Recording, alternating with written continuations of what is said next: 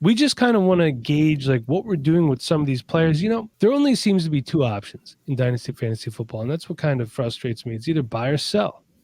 Hold is one that's not commonly talked about as much, but what about the most important one? Start. It's in season. We got to play these matchups. So let's start here. We're going to kick it over the intern. Sean, what are you doing right now if you have Mike Williams on your roster? Or are you trying to acquire him? With Mike Williams, I mean, if I have him on my roster, which I have quite a decent percentage of, I'm definitely holding him. I mean, at this point, right now in the last 3 weeks, I think he hasn't scored any. He hasn't had a double-digit fantasy point output in any kind of even PPR leagues in the last few weeks. So he is definitely a hold for me because you're definitely not going to sell him at a value that you think you should.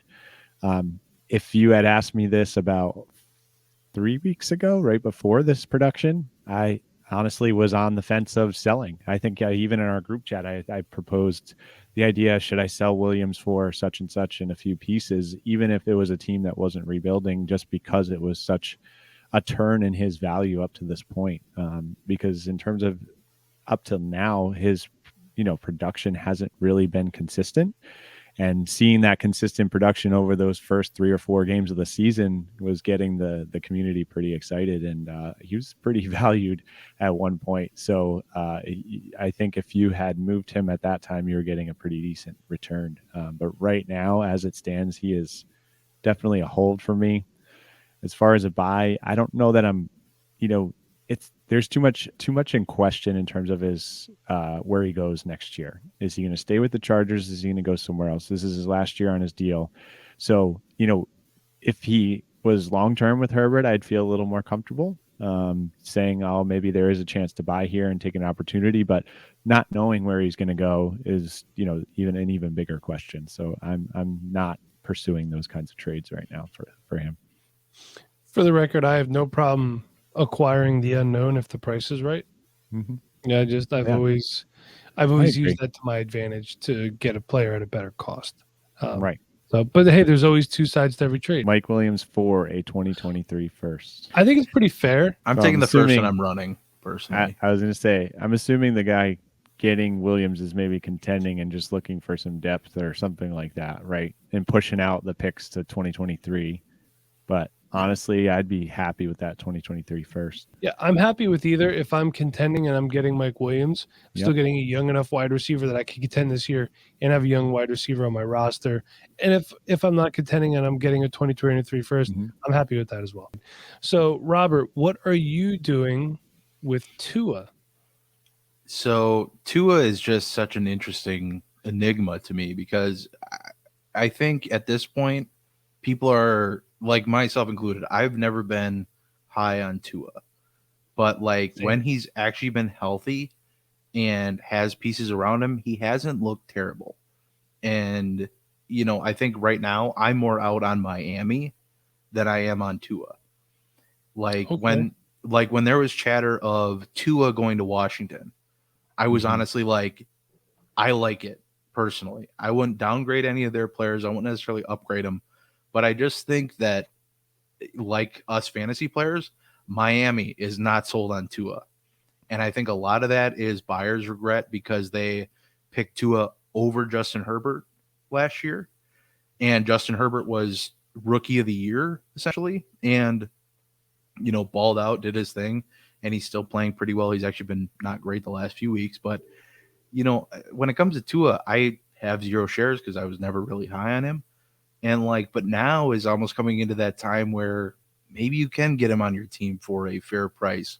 Superflex, it depends on who you're trying to get him from, though. If you're getting him from the diehard Tua truther, it's never going to happen because the prices are not going to match up.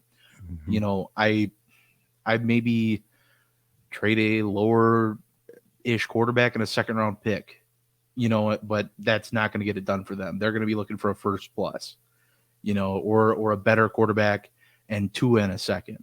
They're going to be trying to look to quarterback upgrade me, etc. But, like I said, I'm more out on Miami as a franchise because they got Waddle. That was an awesome pick. He's showing us that I think he's solid. He's the real deal. But that offensive line is by far the worst in the league. And I think Tua is kind of going to need to be a guy that has a line around him.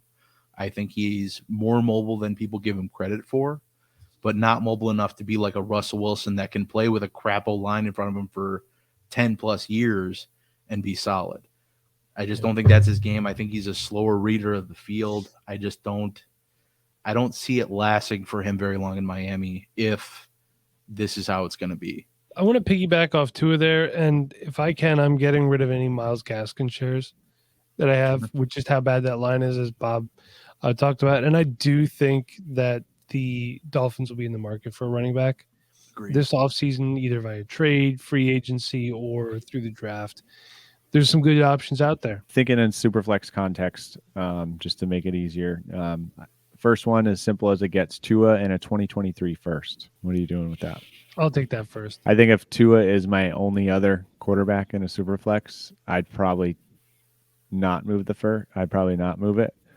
But if Tua was my third quarterback and I felt fairly comfortable with my two guys that I had, I'd probably move it for sure. Yeah. Sean, we're gonna loop it back to you. What are you doing with Slantboy and Michael Thomas? You got to get this guy off your rosters, right? That's what I'm doing. Yeah, I mean, if I sniff out any opportunity to sell Michael Thomas for anything, I'm gonna probably do it. It's not going to be super cheap. But what are you moving him for? I'm going to tell you, I haven't been able to. What would be your? We won't tell anybody, but like, what's your lowest price? I don't think I have him in anything. I'll take a second. I honestly probably would take a second at this point. See, right well, now. and my thing is, I'd buy him for a second. I'd shoot for a 2023 second. That would be like, I wouldn't want a 2022 second. See, I don't want to go that far. Second. You listen to the Dynasty Rewind, you're going to be able to figure out what to do with that second round pick.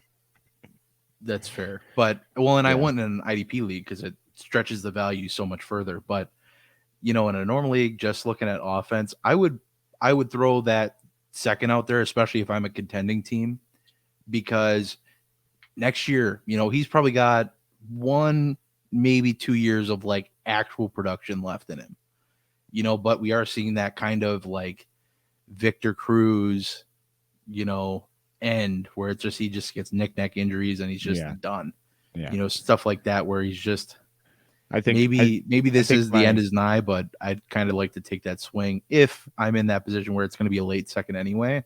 Yeah. Well, my line would be 2022 first or 2022 second or 2023 second. That's like how far I'd be.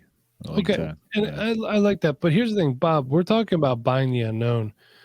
You talk about buying Mike Williams. If Mike Williams, we're talking about good scenario. He stays in Los Angeles and he's with Justin Herbert. It's a good scenario. He leaves as a free agent and he chooses the quarterback he wants to work with. Also a good situation, obviously. You know what I mean? He could end up in Green Bay, or he could end up wherever Aaron Rodgers is playing next year. More likely. I don't know. But the thing is, what is Michael Thomas tied to? Jameis Winston is not under contract. Taysom Hill is not the guy. Yeah. Trevor Siemian is not the guy. So we're talking about an empty cupboard. That's Michael Thomas. That's why I don't want him on my team. I do think that Sean Payton's a good coach, as much as I hate Sean Payton, but he doesn't have anything to coach right now. Try to keep it as simplified as we can. Mike Thomas and a 2023 second, which seemed to be in line with what we all kind of said we'd be pretty close or happy with. Yeah. This is another one. Tyler Lockett for Michael Thomas. I want Lockett. Mm-hmm. Give me Lockett. He's playing. But Bob, we're actually going to loop it back to you now. Sure. What are you doing with Clyde Edwards-Helaire? Clyde is a tough one. I think everybody's trapped in if they have him still, I think they're trapped in maybe they didn't really like him as a prospect, because I personally didn't love him as a prospect. I thought he had some tools, but I think everybody fell in love with the landing spot over what the prospect really was. I agree. And I think that's just taking over, where if I had him, I'm trying to move him. Problem is, there's little to no market for the guy, because while he's been hurt, Darrell Williams has been an absolute dude. In the other previous weeks, he's been lights out, great flex play, solid RB1 or 2. Yep. And Clyde, we had maybe 2 weeks of that in his entire career so far. And I know that this Kansas City offense has been kind of disjointed, but like Darrell Williams has been one of the bright spots of the offense in that interim of this offense being not great, although they were great this last week. If I have him, I don't. If I had him, I'd be trying to look to move him. But the problem is you're probably looking for like a first, or maybe you're trying to move him for a wide receiver if you lost, say, Robert Woods or Calvin Ridley. But I just don't think you're going to find the value match that you're going to be happy with moving him with. So you're just going to be like, you know what? I'm going to ride this out, hope for the best. Maybe he has a good game, and I can move him for more later. I think that's your best bet. I don't think there's any better scenario for Clyde coming. I would be shocked to see Darrell Williams go back to the bench after this performance, but I could be wrong. I don't see it happening, though. I think it's a committee backfield. You know, this is the case of you had guys that were pumping Clyde Edwards-Helaire up. Lazy analysis. He's the running back one because he's going to Kansas City. It's fool's gold, man. That's why Jonathan Taylor was the better prospect coming out. He's a better runner. He can catch the ball just as good as Clyde Edwards-Helaire. If you had him as the running back one, the reason why, and you were right. 2 years in, you were freaking right, man. It's that easy. But personally, I will take some Clyde Edwards-Helaire. I like him. I still believe. I'm not buying him to be my running back one. I'm trying to get him as my RB2. What are you willing to pay to acquire? I will gladly pay a 2020 first, hopefully something towards the mid or back of that round, or a 2023 second. I'm okay with. Or, you know, if we got to do like a pick and a player. Amari Cooper for Clyde. It's always hard when you're going out of position. Yeah, and out of context too. Yeah, I mean, I guess if I'm competing, give me Amari Cooper. Mm-hmm. You know, again, he's playing at a high level, high-powered offense. I think it's a pretty fair deal, personally. Yeah, I think it's fair. If I just you're don't know which side I'd rather have. If I think it league and team dependent, team build. If you need a running back, Clyde's the better option. If you need a wide receiver, Cooper. You know, most teams are a little weighted one way or the other. So I'm thinking that this was probably a good deal for both sides. Clyde and a 2023 first for DJ Moore. I'm actually going to lean the Clyde Edwards-Helaire side there. I am as well. That's actually where I'm going too. There, he's going to be the starting running back. You're going to get a good pick there, and it's just the questions that I have about the Panthers' offense right now. Peak DJ Moore, I'm more excited about, and I'd have a lot more trouble. But for right now, just the more recent sample we've been getting, I can't get on it. Last guy, I'm going to take the last one here, and that's Darren Waller. And I think that this is actually pretty cut and dry. If you're contending, get him on your team. Pay a first-round pick, pay a first and a third, and maybe a lesser tight end. And if you're not contending, get him off your roster. I think that's one of those things where if you're not contending, he doesn't help you. And if you are, you want him on your team. Even with how poorly his production's been the last few weeks. Yeah, I still believe. And I mean, there's no way to think that he's still not going to be a target like machine. Like, I know his production's been down a bit, but I mean, his targets came back last week again, even though the production wasn't there in our fantasy points. But there's no way in this offense that he can't get more targets, like, and continue to just be a big chunk of that target percentage. So I'm glad to go out and buy him. I mean, this sounds really silly, but in my home league, someone dropped him on waivers. Is that a redraft league? Yeah. I was just like, are you kidding me? That's a sure sign that the community is down on him at the moment. And maybe those that might not be so apt or so happy with it, you know, especially in this landscape, you need guys that can give you at least moderate production. And those are gold right now in tight end landscape. This is the most recent one I'm seeing here. Darren Waller and a 2022 second and 2022 first. So Darren Waller for those two picks. Mm-hmm. I mean, again, if you're contending, I want Waller, and if not, I'll take the picks.